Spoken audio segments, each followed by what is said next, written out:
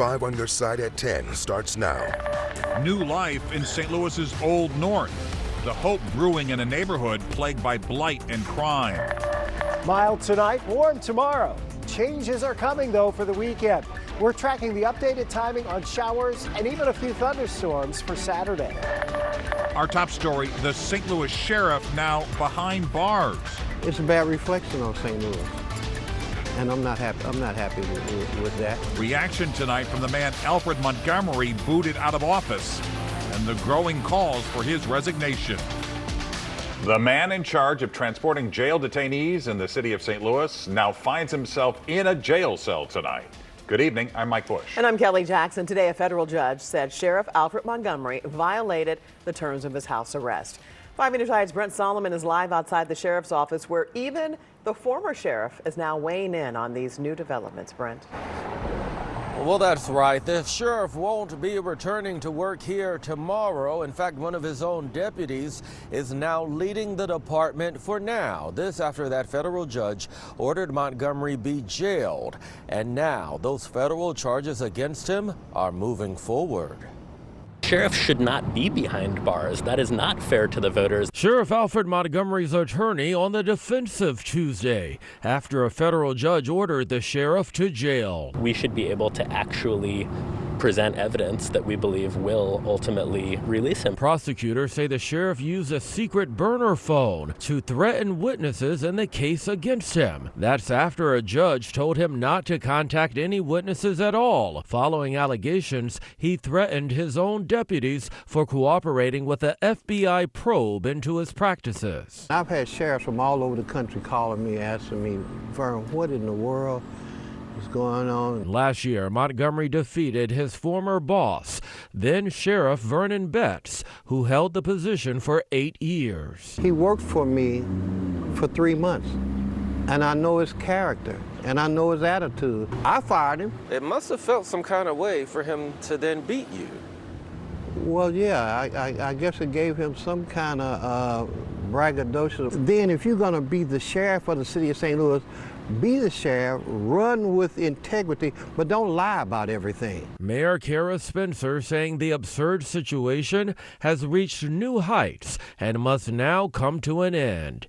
I urge Sheriff Montgomery to do what's right for the city and resign his office, she said. Should he continue to only prioritize serving himself, I hope the court will move quickly to remove him. I've had people call me, I know you're excited about what happened. No. Not really, because it's a reflection not just on Alfred Montgomery, but a reflection on our city. Now, the mayor has suggested former police chief John Hayden as a replacement if the sheriff is removed. Former Sheriff Betts says he wouldn't mind coming back too. I asked him his thoughts on John Hayden being considered. He said, quote, John's a great guy, but he doesn't know the sheriff's department.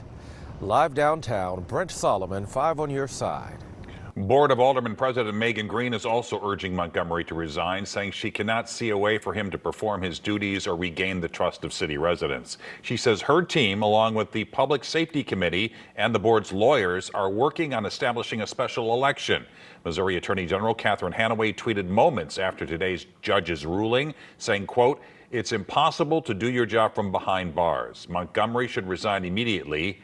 Hanaway has been leading the push to expel the sheriff from office. Just hours ago, the state of Missouri carried out the execution of the man who killed a state trooper. Lance Shockley died by lethal injection tonight at the state prison in Bonne Terre. A jury convicted him in the 2005 murder of Sergeant Carl Graham.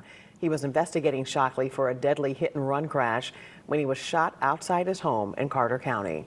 Shockley had maintained his innocence. This was the first execution carried out in Missouri this year. Tonight, Chesterfield police are investigating after a student brought a loaded gun to Parkway West High School.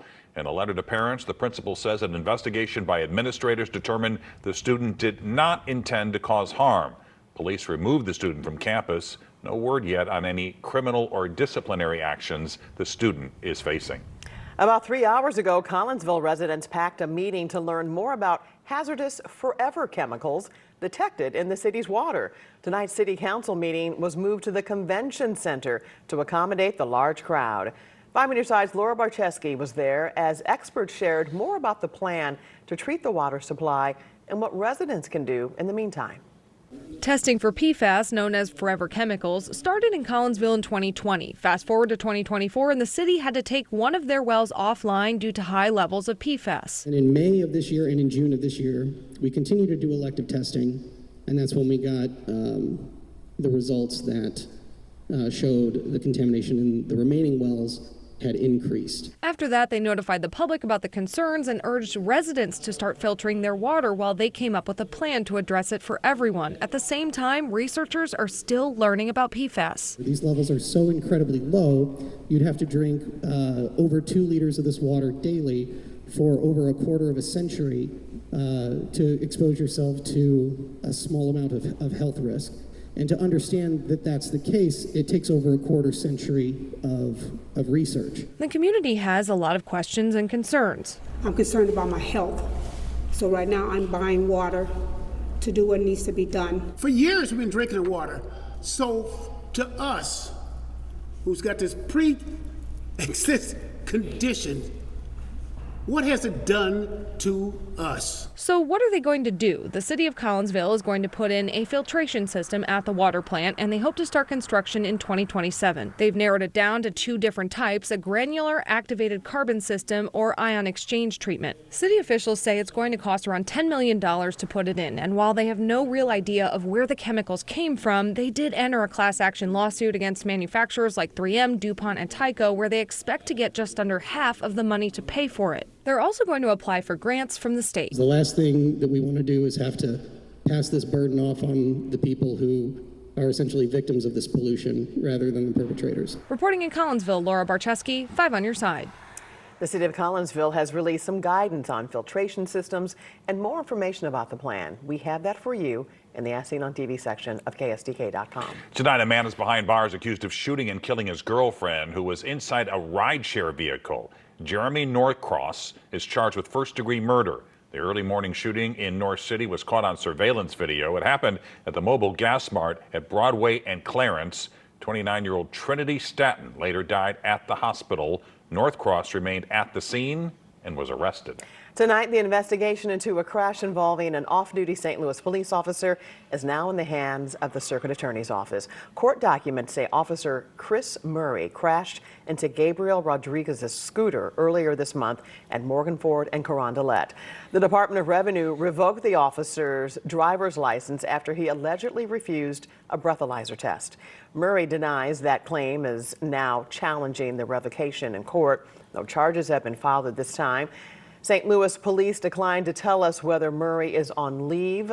Rodriguez is still recovering in the hospital. His family says he's gone through multiple surgeries and had his foot amputated.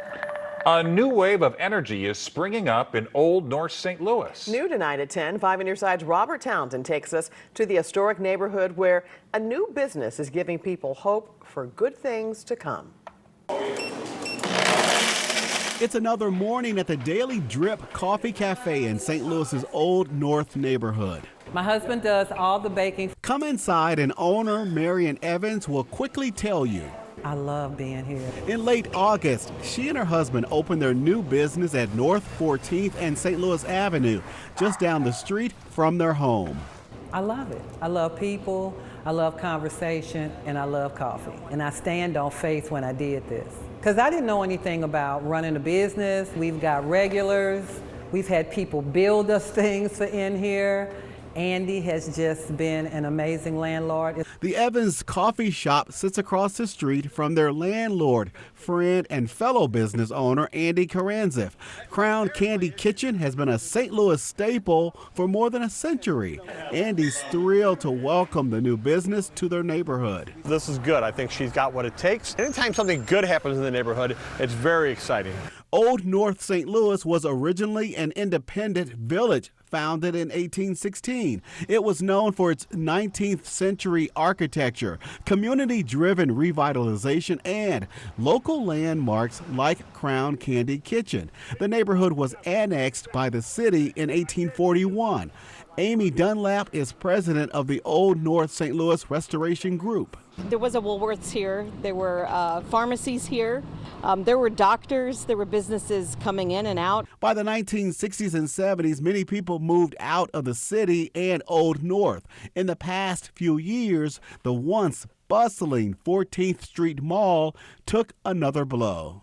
I think the pandemic was really difficult, really hard on a lot of businesses around St. Louis, and it was hard on businesses here in Old North. Some business owners also closed their doors due to crime. Crown Candy has been the target of burglars more than a few times in recent years. Still, that hasn't deterred Andy and his family. There's a perception that I guess it happens every day to a lot of people all the time at all hours of the day in the city of St. Louis, and that's not the case. I've been here for 19 years, and I can say personally for myself, I've never had one issue. When you come to this Old North neighborhood, you'll definitely see lots of empty lots and vacant buildings, but the people who live here are not discouraged by that in any way. They see it all as taking off points for potential growth. I'm glad we finally got a coffee shop. Not just a coffee shop, but a black-owned coffee shop in North St. Louis, because we struggle to have those. So this is what makes St. Louis amazing. 14th Ward Alderman Rasheen Aldrich calls this new coffee shop a new wave of energy he hopes will attract more businesses to Old North. This intersection, I think, is a great example of what potential could be for businesses, a great intersection of what potential could be for the city of St. Louis. There are a number of incredible developers, the majority of whom are women actually, who are doing work in the neighborhood, rehabbing buildings, building brand new buildings, building places so that we can have more neighbors. We aim to please. So says the homeowner turned proud business owner. As long as I'm here, the Daily Drip will be here. Robert Townsend, 5 on your side. Caught on camera, a dog bites off more than it can chew. He bit into it, and you can see it, he's surprised by it, and then he's like, uh-oh, what did I do? The warning tonight about a common household item. Scary scams, the tricks to look out for when seeking deals on your Halloween treats. A rare treat this weekend as rain chances ramp up on Saturday. It's not a drought destroyer, but any rain is welcome. We are tracking if there'll be thunderstorms and how strong they might be in 6 minutes.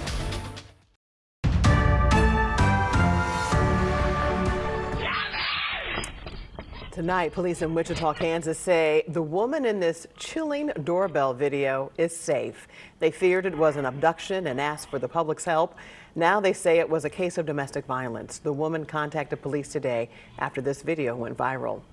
And October is Domestic Violence Awareness Month. If you or someone you know is in need of help, you can call the hotline. The number is 800-799-7233.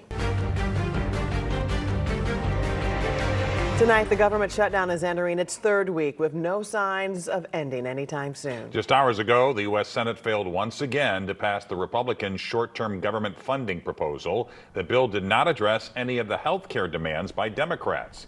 Tomorrow, the Senate will vote for a 9th time on the House-passed stopgap bill, which would fund the government through November 21st. The nation's air traffic controllers are reaching a breaking point. Today was the first day they started receiving partial pay because of the shutdown. They're also dealing with critical staffing shortages. I mean, these guys are all already working, 6-day work weeks, 10-hour days. This is just another level of stress that they don't need on top of it. Hi, I'm Christine Ohm, the United States Secretary of Homeland Security. And tonight, several airports are refusing to play a video of Homeland Security Secretary Christine Ohm at TSA checkpoints, blaming Democrats for travel impacts caused by the shutdown. We reached out to officials at St. Louis Lambert International Airport who referred us to the TSA for comment. All right, check this out. Home surveillance video captured the moments a dog got a hold of a lithium-ion battery and sparked a fire inside a North Carolina home. The dog chewed through the safety seal. The homeowner, who's also a firefighter, says while safe to use, these batteries can be dangerous if not taken care of. When you're done charging them, you have to really pay attention and unplug them. You have to make sure you store them, where they can't get broken or cracked or chewed on by a dog. And then when you're done with them, they have to be disposed in a specific way. Fortunately, the fire fizzled out quickly and only damaged a rug. Shoppers are not being scared away by Halloween prices this year. The National Retail Federation estimates Americans will spend a record $13 billion. Now, That breaks down to about $114 per person. People are expected to spend around $4 billion on costumes. That's about the same spending on decorations and candy.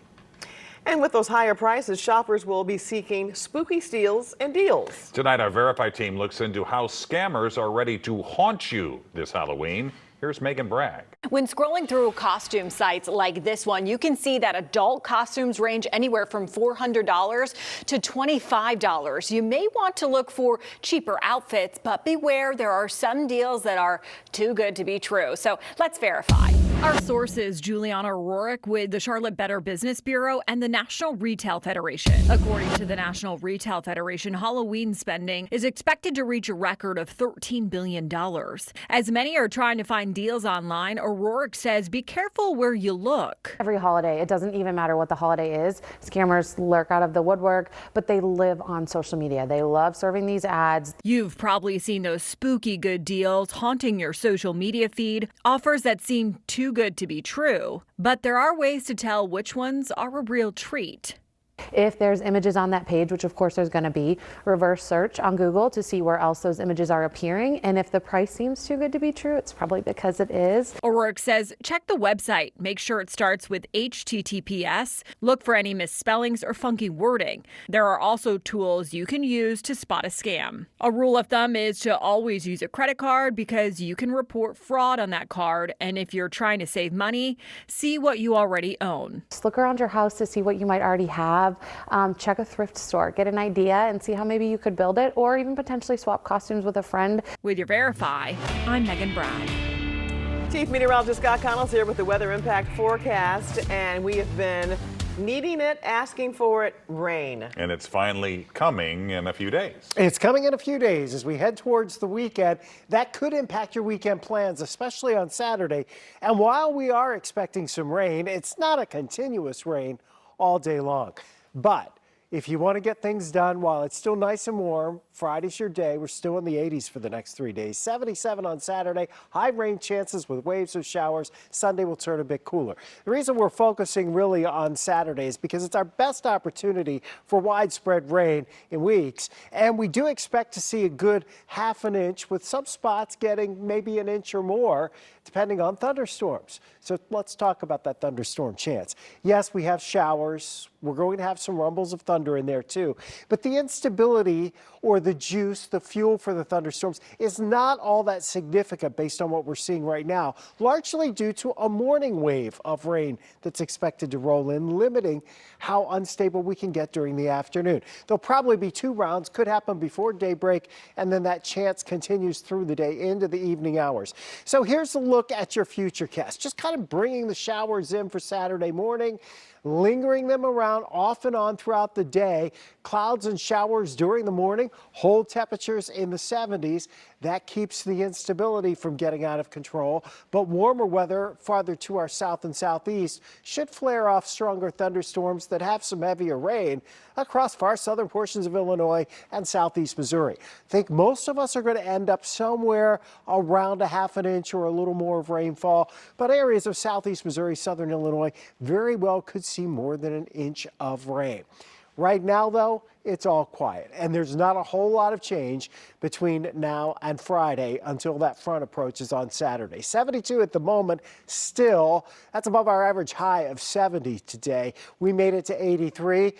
If you've liked the weather the last couple of days, well, aren't you enjoying this? It's more of the same. We're on repeat performance here again tomorrow, again on Thursday, again into Friday. Temperatures out the door tomorrow right around 60 degrees. If you're working outside tomorrow, it's warm in the afternoon, decent amount of sunshine, but no rain tomorrow, no rain Thursday, no rain Friday, and then temperatures cooling off a bit as we head towards Sunday and into early next week. But cooling off is not cold for this time of year. We'll still be around 70 degrees or upper 60s on Sunday.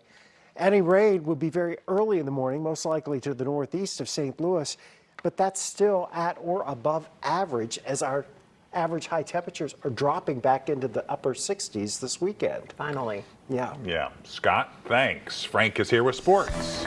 Mike, the Missouri Tigers have to be road warriors now. We will have the NLCS and a wild story about a basketball player all of a sudden becoming a football player. We'll be right back. And a new episode of Outside the Forecast has dropped on the 5+ streaming app. This week, weather impact meteorologist Lance Blocker looks into St. Louis's multiple tornado seasons. You can watch for free on your Roku, Apple, Fire, Samsung, or LG TV.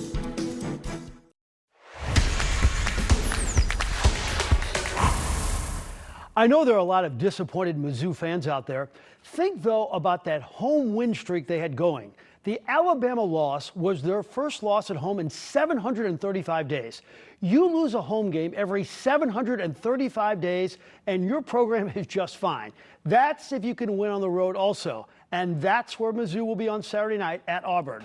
Now, there were a lot of disappointed fans there on Saturday, and as the players left the field, their string of 6 home games ended. The atmosphere at Auburn will be tough for a road opener. But if you listen to this, it doesn't appear they mind being road warriors. We're prepared for it. We went on the road in August. We know what to expect. So, yeah, we're not going to have that as an excuse. When we were in fall camp, we kind of took like a mock road game, and I think that prepared us for what's coming up this week. Yeah, I think the guys are really excited to get back to work. I don't know if it's ever happened before. A semifinal in one of the 4 major sports where one team has a payroll $200 million more than the other. Welcome to the NLCS, where the rich Dodgers are facing the middle-class Brewers. They gave this guy, Yoshi Yamamoto, a 12-year deal, $325 million. Game 2 dividend, complete game, a 3-hitter, 7 Ks. The Dodgers even gave out $74 million to Tommy Edman. He delivered with an RBI base hit. The Dodgers now lead this series 2-0 after a 5-1 victory. So happy for you, LA, I say very sarcastically.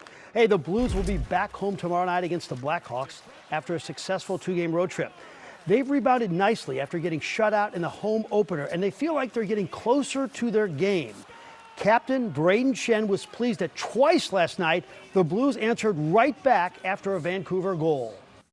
There's going to be highs and lows throughout the games and momentum swings, and you got to be able to control them. And I thought tonight we did a pretty good job of that after, giving up, a shorthanded goal. As our group made a little bit of mistake, but we responded with a big Bustad goal, and great job by all 3 guys there with Texier, Walker, and Bugey going to the net hard. I think the young man behind me, Quentin Coleman, is the best high school basketball player in town. The senior guard from Principia exploded on the summer circuit, and he got 20 offers lickety-split. Today, he made one of those colleges quite happy. I'll be going to Wake Forest, baby.